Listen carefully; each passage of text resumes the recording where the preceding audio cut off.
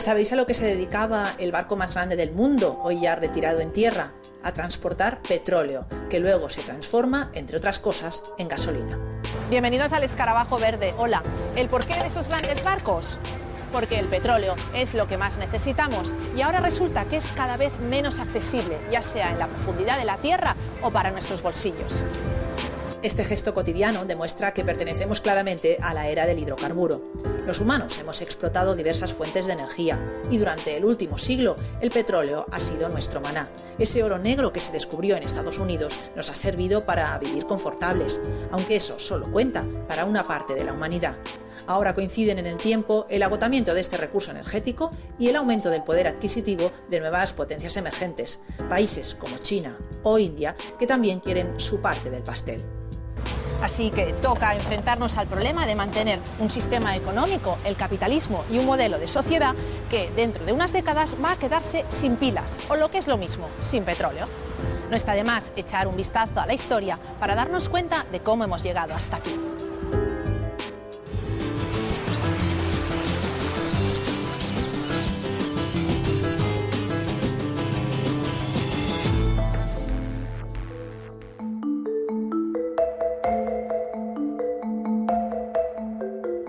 Esta es una imagen bella y sin embargo tiene una lectura escalofriante. Nos muestra qué lugares del mundo están consumiendo más energía.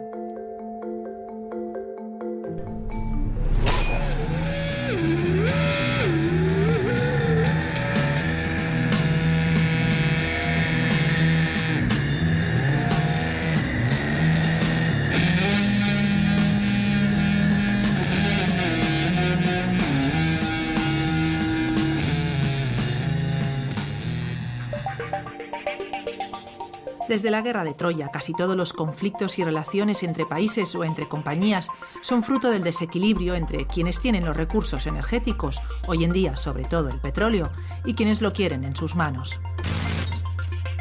Miremos el mapa y veremos cuáles son los países que gastan más barriles de petróleo en el mundo.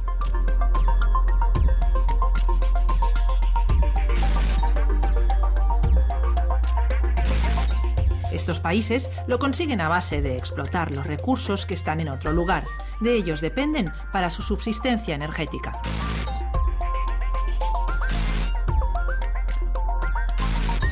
Mirando el mapa de esta manera, superponiendo uno y otro, nos asalta una súbita clarividencia muy útil a la hora de entender los conflictos políticos y, en definitiva, económicos del mundo.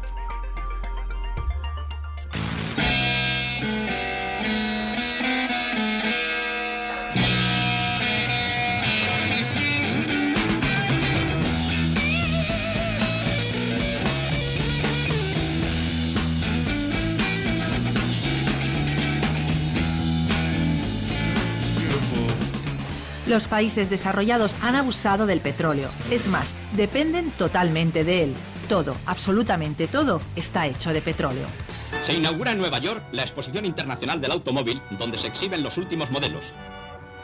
Si en el mundo hay unos 1.000 millones de coches, nada más y nada menos que 300 están en ese país, los Estados Unidos. Con la suntuosidad en los automóviles llamados el lujo sobre ruedas. Los vehículos expuestos son en su mayoría de gran precio y pertenecen a 400 tipos distintos.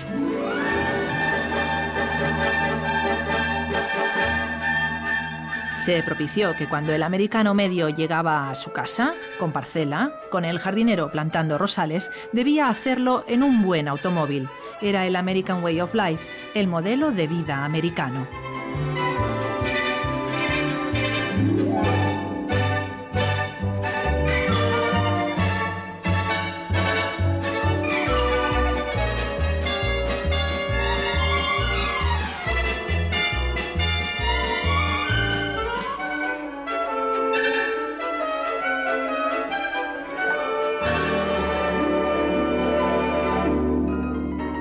Pero ellos no son los únicos.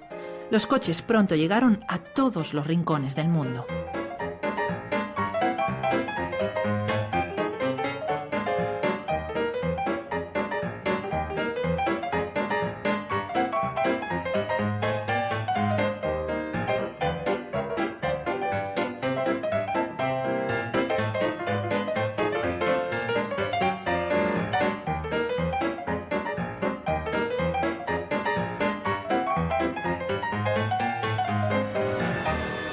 Es la primera vez que brota petróleo en España y ha sido precisamente aquí, en esta aldea burgalesa.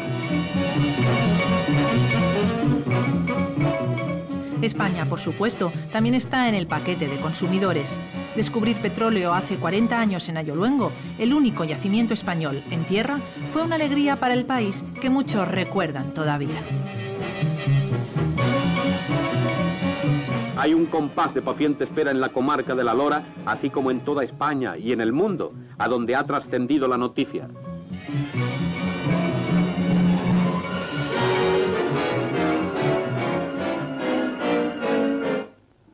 Los sembrados en Granafón se han teñido de un negro que no es de luto, porque la vida agrícola continúa. Allá va la carreta cargada de mies recién segada.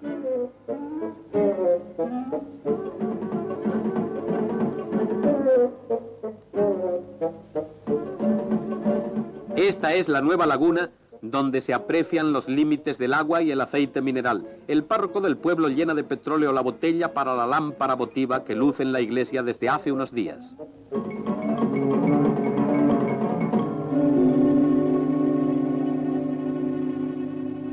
Ante la alta torre se congregan las gentes con sus manojos de espigas ennegrecidas que llevarán de recuerdo a sus casas.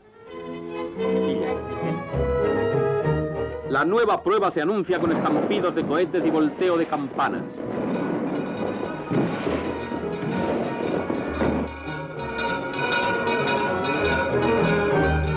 Para los campesinos de esta comarca, el humo de los puros y la espuma de champán ya no son novedad.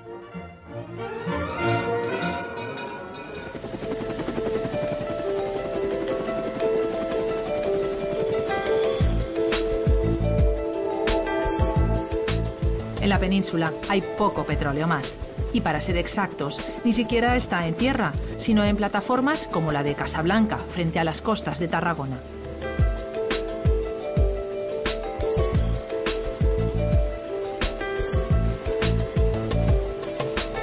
Este es un yacimiento antiguo, sale más agua que petróleo, aunque tiene dos nuevos pozos asociados.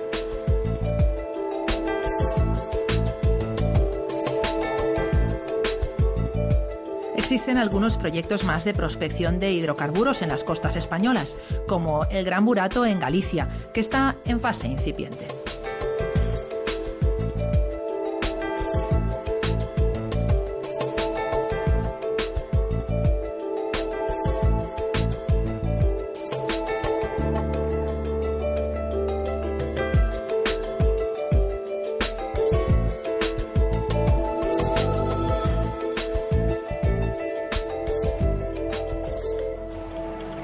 En el grupo de hombres y mujeres de hidrocarburo hay nuevos miembros que entran pisando fuerte. Son países como China o India que se han subido al carro.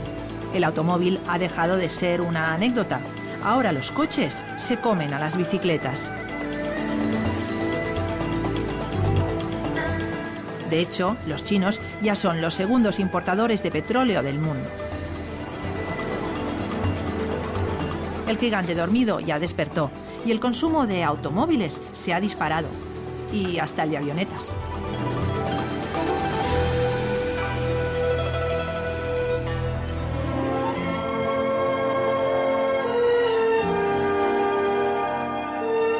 La era del petróleo como recurso energético va a pasar a la historia de la humanidad como una etapa corta, pero muy devastadora. Hace 150 años nadie dependía de él. Estados Unidos era todavía la tierra indómita.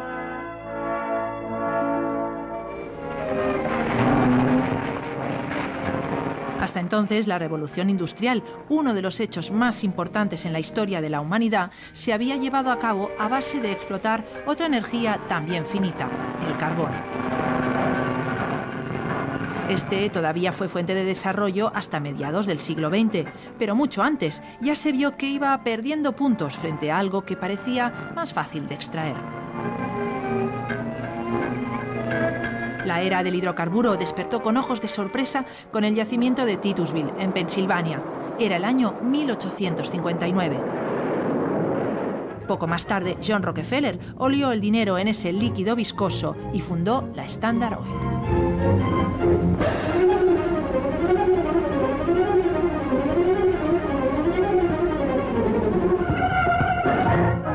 Mientras tanto, se termina en los campos petrolíferos de Alberta el mayor oleoducto del mundo, que tiene una longitud de unos 3.000 kilómetros.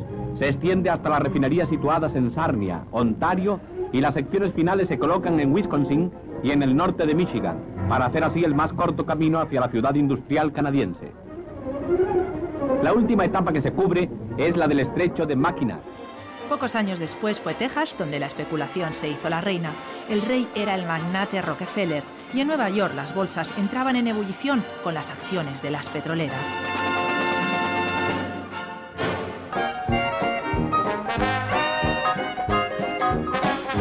En esos primeros años del siglo XX, Henry Ford consiguió popularizar este utilitario rudimentario, el Ford T, con lo cual empezó a dispararse la demanda de gasolina, un derivado del petróleo que hasta entonces no se usaba demasiado. Si bien Daimler y Benz, cada uno por su cuenta, habían inventado el motor de combustión aún en el siglo XIX, sería gracias a Ford que los utilitarios dejarían de ser algo artesanal con un precio prohibitivo.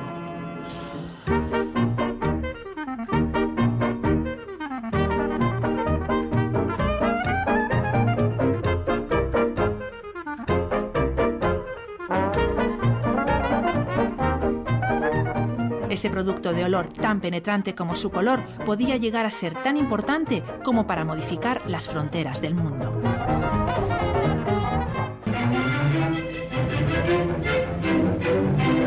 La fiebre por el oro negro no se limitó a Estados Unidos, por mucho que ellos fueran los que lo descubrieron para un uso concreto.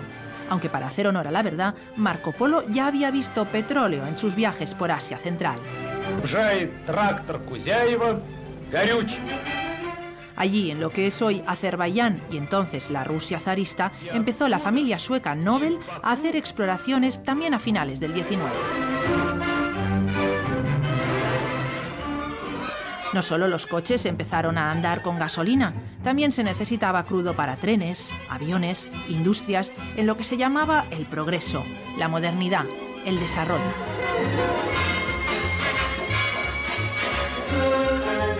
Si el petróleo fallaba, todo se detenía. La dependencia empezaba a ser grande.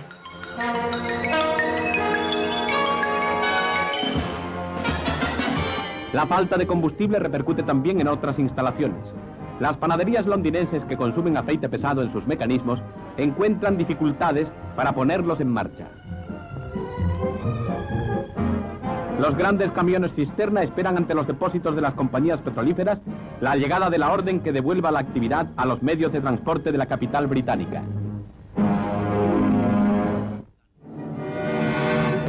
A pesar de que España se sumó tarde a la efervescencia petrolera, lo hizo también con entusiasmo.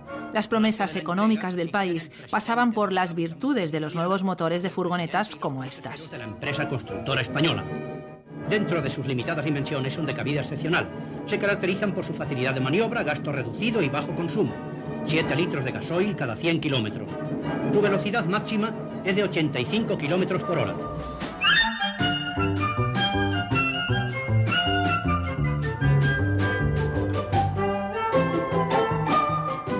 ¿Coches más rápidos? ¿Coches más pequeños? ¿Coches más ligeros? ¿Coches más lujosos? ¡Alto! ¿No se iba a parar? Sí, ¿en el atasco o en el semáforo?